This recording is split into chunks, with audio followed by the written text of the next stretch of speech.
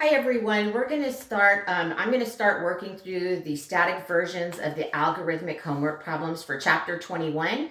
You can find these problems if you log on to Cengage. There's a chapter 21 ungraded assignment there. From there you can print up the items or you can just follow along on your computer. You can also find them at the back of your textbook. So today in chapter 21, we're going to learn about absorption and variable costing. Those are two items we're looking at. And so we're going to look at how to do costing and income statements under both methods of variable and absorption costing. So the company we're going to do for exercise 2101, it says at the end of the first year of operations, there were 21,500 units in finished goods inventory. So at the end of the year, we have 21,500 units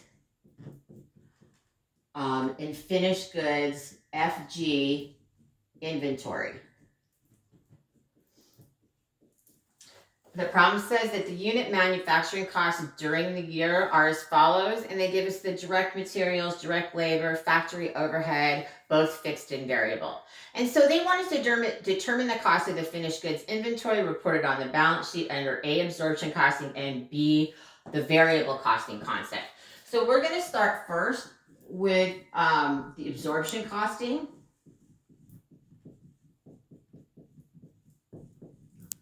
It's important to remember that absorption costing is required by GAAP, which are those generally accepted accounting principles that all of the financial statements are based upon. And under absorption costing, we're going to include all manufacturing costs, variable and fixed.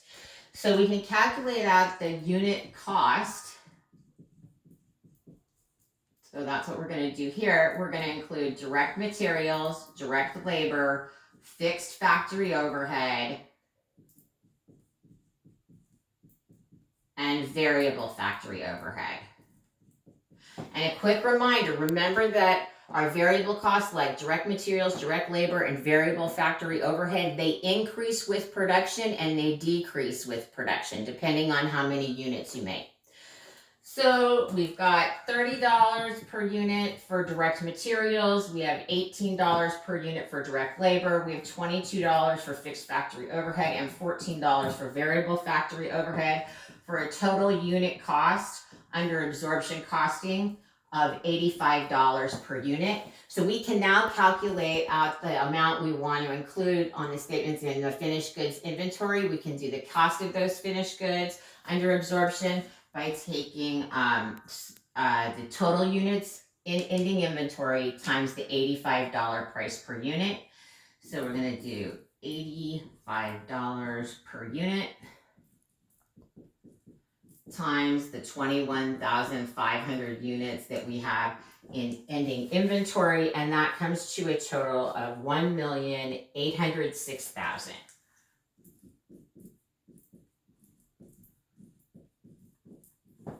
And again, we're costing this, it's the amount to be reported as finished goods on the balance sheet.